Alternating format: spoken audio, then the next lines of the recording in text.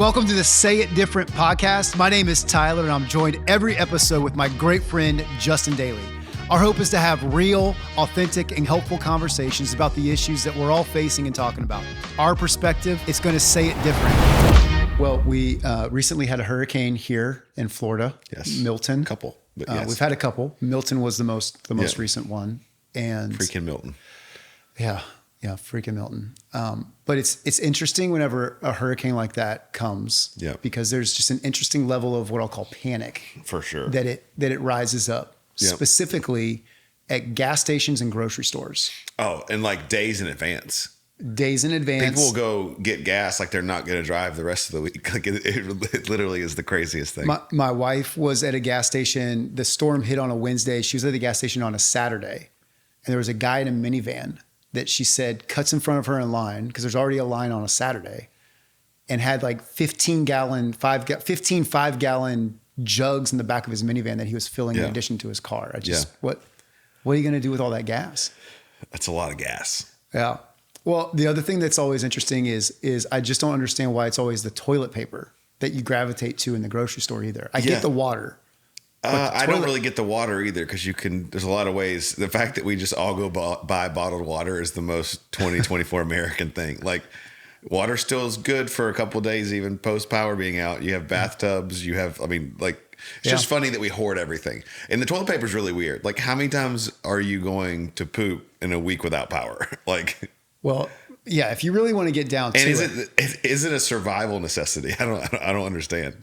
Well, that's what I'm saying. If you really want to get down to it, if you're not flushing your toilet if you're that in it. Right. So you're going outside. Yeah. And at that point, there's a lot of options outside. Yeah. A lot of options. So some would say unlimited options. Yeah. Just like a dog across the top of the grass. There's options. There's options. Save the toilet paper, save the gas.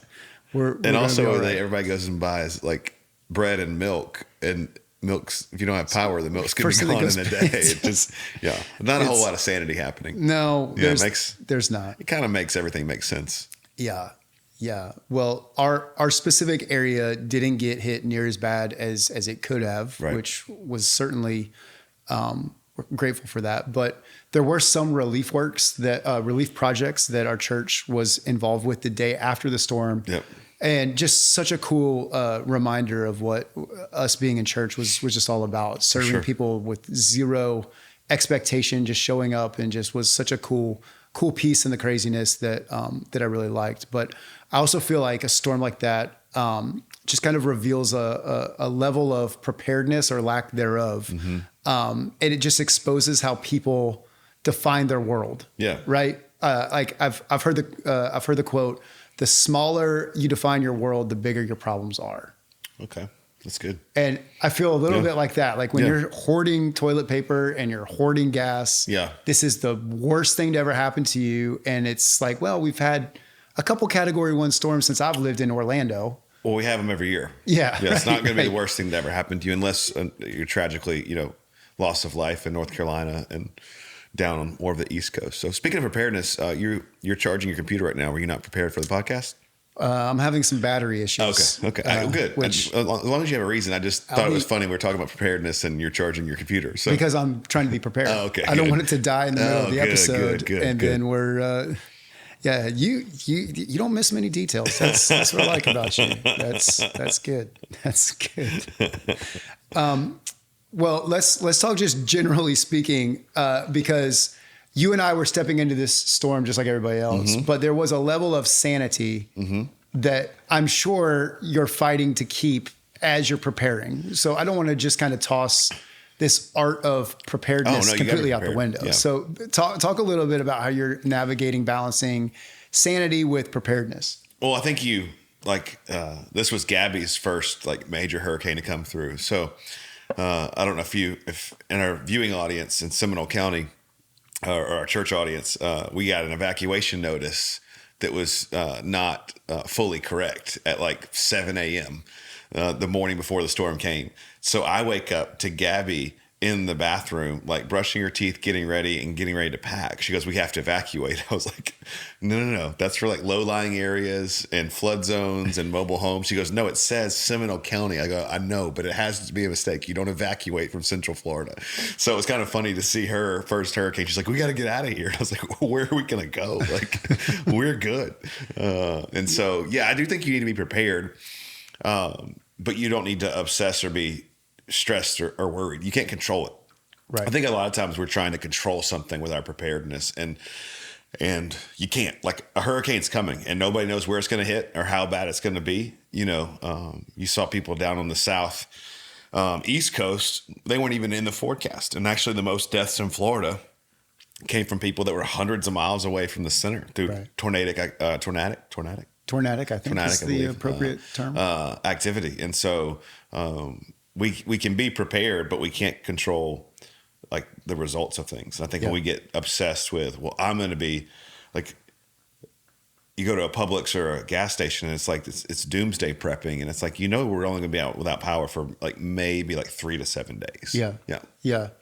True. I'd like to think what played a major part in you staying sane was the every 3 hours we had a phone call. We did. For the weather updates. We did. And I was able to guide you to safe we became places. Meteorologists. Yeah. Yeah, we did. This is how I knew that tornadic was the appropriate term. Yeah. So, gotta be careful. Yeah. Well, I think that just in general, preparedness is an interesting thing. Like the Bible calls us to be prepared, let's take hurricanes out of it. It's just in life. Be prepared to spiritually share your story when moments arise. Be prepared.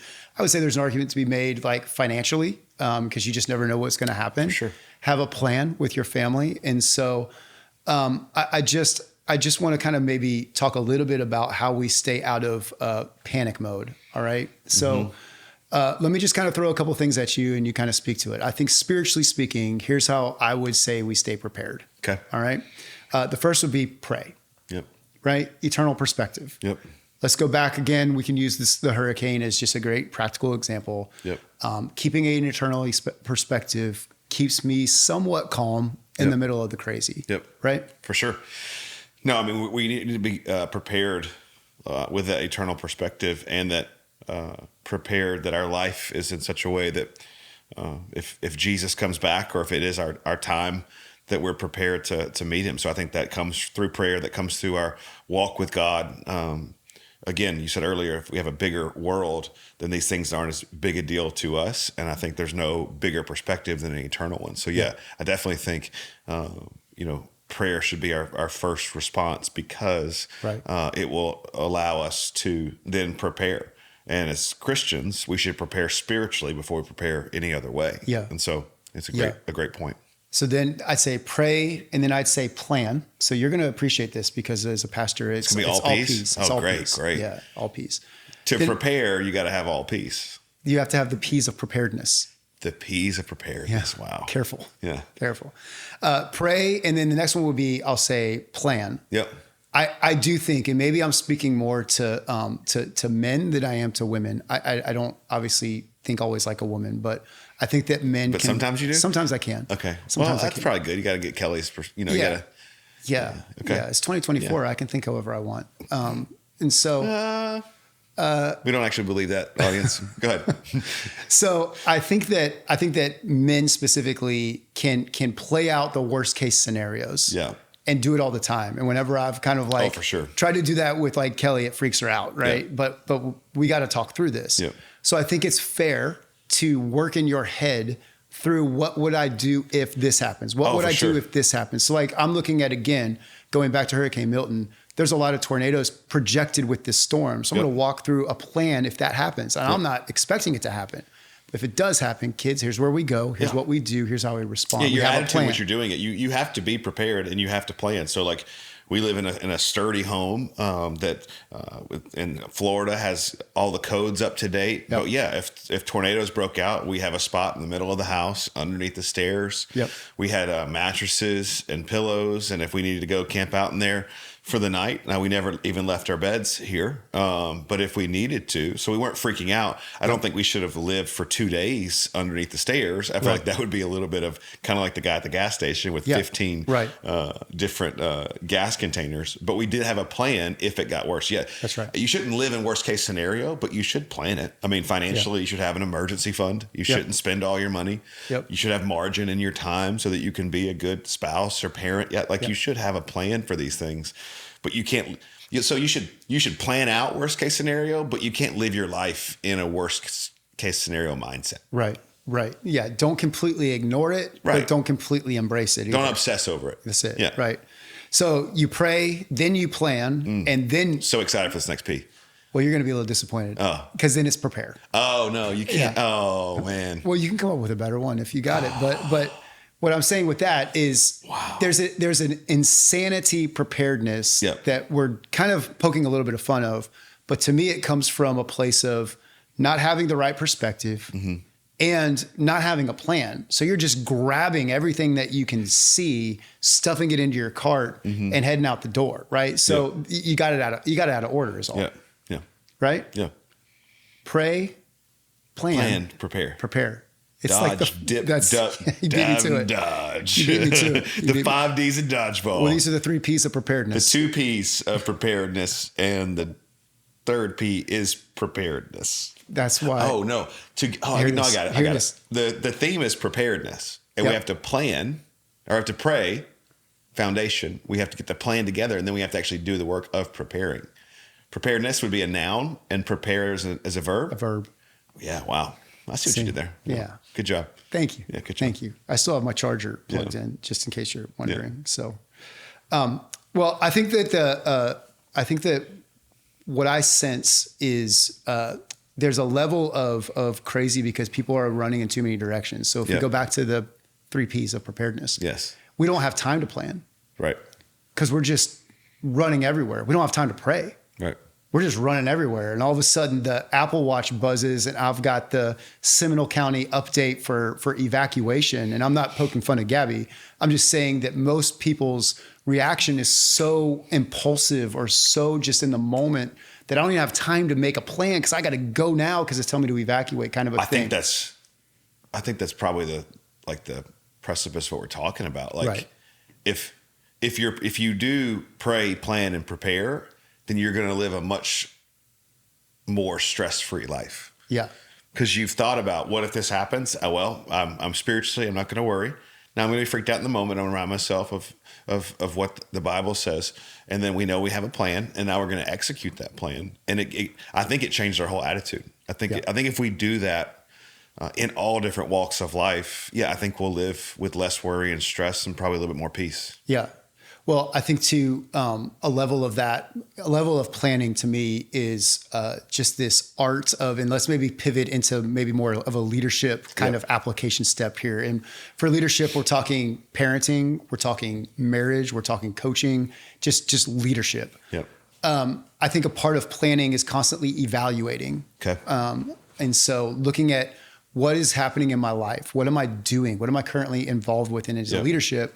It's always like, is what I'm doing the best things to do? Right. And so I'm sure making margin or time to evaluate that periodically, I don't know, quarterly is probably a healthy rhythm there. Yeah. And I think what I've found in my own doing and practicing of that is that oftentimes I'm surprised at some of the things that I'm still doing. Right.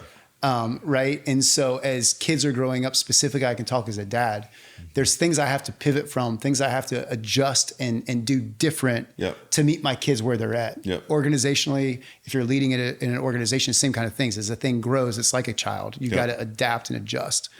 A part of that too is I think letting go at sometimes it's easy things that you're just like, I don't know why it doesn't make any sense for me to keep doing this. We have staff now that can do this, or we have team now that can do this. I can release that. My kids don't need me to do that anymore. Sometimes it's things that you really love though, right? Like there's been seasons I'm sure in your own life where you've had to let go of things, whether it's personally or organizationally, of things that you actually enjoy doing. Well, you just let your priorities dictate your schedule. And something that I've always looked at is sometimes we're working in something so much that we never work on it. So like we get in the mundane task of church staff or business or even marriage. Marriage is probably a great example. You get so busy taking care of the kids and doing the household chores and going to the grocery store that you never take a look back and think, how are we actually doing? You know, am I meeting her needs? Is she meeting my needs? Am I serving her? Because we're so in it, we don't ever work on it. And I think we have to do that in every area of our lives. We take ourselves out of the fray, out of the mundane day to day, and then we try and look objectively into like, why am I doing this? Why am I not doing this? But yeah, sometimes you have to give up stuff that you love. I mean, right now, my kids are at an age where they are busy and school is busy, and based off of some family circumstances, like I need to invest more in them. So yeah, I give up things that I love. I play less golf. I travel less. Why? Because they're the priority. So I take a 30,000-foot view and look at what's important. And right now, this is important. I can do those other things later. I can't do. I'll never get this season back with Bentley and Kingston. So say no to some things so that I can say yes to the right things. I don't think I'd ever get there if I was just focused on Monday, Tuesday, Wednesday survival, as opposed to looking at what do I got coming up this week, this month, and how does it affect the main things in my life? Yeah. Yeah. And I think when we're looking at things that we actually enjoy or love to do, walk through that process a little bit of how do you kind of like mentally get yourself in a place where it's like, no, I don't want to. I think that's probably the hang up, right? Like so often we can identify some of that stuff and be like, no. I enjoy that. I enjoy golf too much. Right. I'm not going to give that up to spend more time with my boys. Well, I will, to be honest, I will look to give up anything else but golf. But there's just certain things. I think you just take the family dynamic maybe out of it. Let's look more like, I think family, it's easy. Like everybody wants to be more involved with their kid, like wants to be around their kids for the most part. Every healthy parent. Yeah. So talk maybe more organizationally. If there's something like, you know, that you just really enjoy doing as a pastor, but you realize, no, I got to let this go. Maybe the travel piece to that. I think I got to look at, do I love it? Am I called to it in this season? Am I the only one that can do it? Yep. And if I give this up, does it free me up to do more organizationally and empower somebody that could be even better than me? Yeah. So organizationally, there are things like that we, as pastors, that we would love to do that we give up so that we can equip staff members, other pastors, or even leaders in our church. Yeah. Like I'd love to do this. I'd love to be leading this team or leading this small group. Like, you know, I used to play like church softball, loved it, led the group, but eventually, you know, I led it for a couple of semesters, and then it was like, there's two guys that like eat, sleep, breathe this. It's like, okay, you lead it and then I'll play. And then a couple of seasons later, it's like, I don't think they really need me, and I could probably do something different on Monday nights. I probably could be more invested at home or more work or whatever it may be. So I think we look at what is God calling us to? And I think, is this the hot? I try and put the filter. If I try and get rid of everything in my life, or empower and release everything if somebody else can do it, and probably do it better than me, and hold on to the things that only I can do. Yeah, that makes sense. And I think that's probably going to be somewhat helpful. And you said something in those. Like, let me just back to the travel. Somebody else, I'm invited to speak quite a bit around the country. Somebody else can go speak at that event. Yeah. But nobody else can lead our church. Right. And so in this season, it's like, I don't need to go do that, because you could find there's hundreds of people that are as good or better than me. Right. So that's an easy decision when I put it through that filter of like, no, somebody else can do that just as good as I can. Yeah. But nobody can preach Sunday at Action Church as good as me, because this is what I've been called to do, to lead the church. So that's the type filter of like, what is the highest and best use of my time, and what is the return on the investment of that time? Yeah.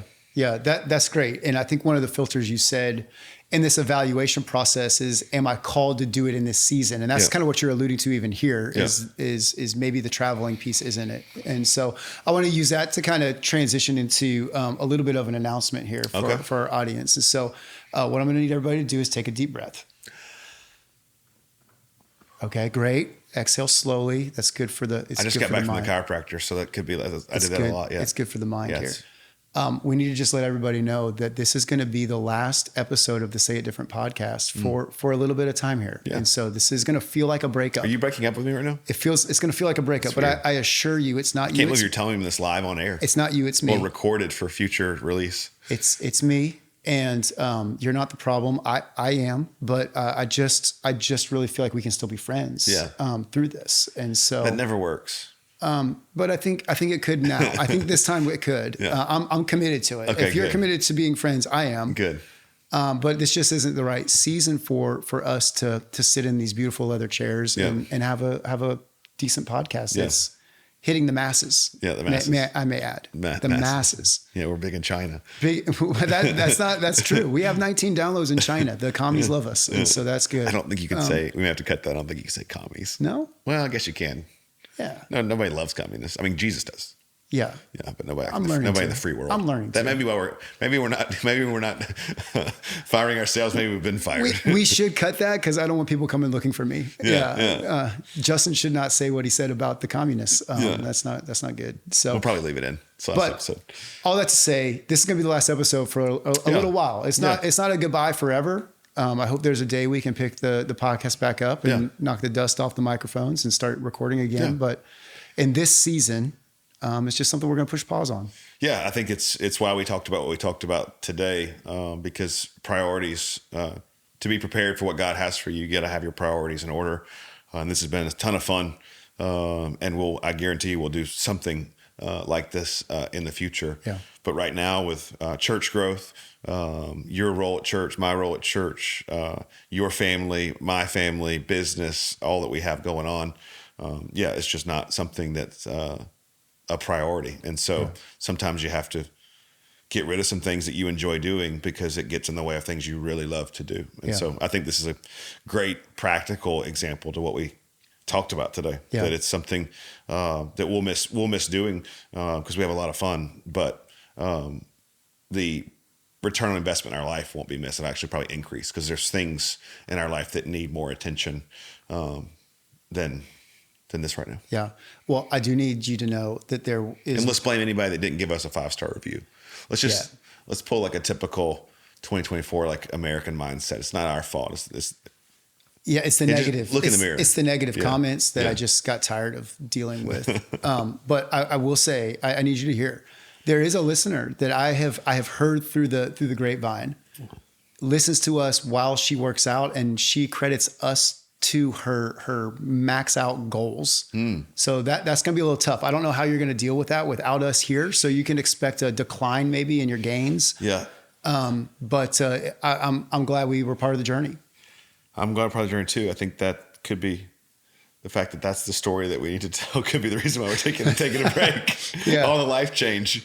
Yeah. I hit a squat max. Yeah. Listen, squat maxes matter. They matter. Yeah. They're important. So, yeah. Any final thoughts? No. We're gonna end on that one. Nothing inspirational. No, that would feel really like cringy and cheesy. No. Yeah. I've really, I think, hopefully the conversations have helped people. And I think hopefully we've shown that Christianity and Christian leadership is a lot more practical and simple than you think. I think it gets really religious and really super spiritual. And I know a lot of our audience goes to our church. And so I think it's been a good behind the scenes view kind of who we are. And so it's been a lot of fun. I think we'll do something similar in the future, just not next week. I think you should have gone with shoot for the moon. And then if you miss, you'll just hit the stars. Yeah. That's about as profound as your 3 Ps.